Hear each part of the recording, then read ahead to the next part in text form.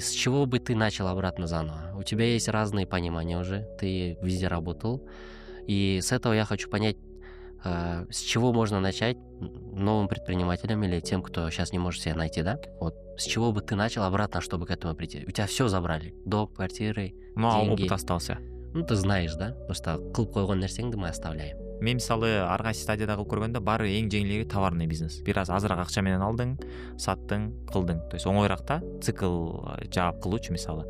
Азыркы опыт менен мисалы эчтекем жок болсо Кытайга учуп барып бир нерсе кыла алам десең оорураак да мисалы. Же болбосо услуга дагы жеңил, өтө жеңил, бирок услуганын мага мындай адамдардан көз каранды болуп, результатка чейин алып барып ошол эле там машина ремонт болсун, курс болсун, математика курсу болсун айырмасы жок. То есть адамдан көз каранды болуу модели мага көп жакпай калды.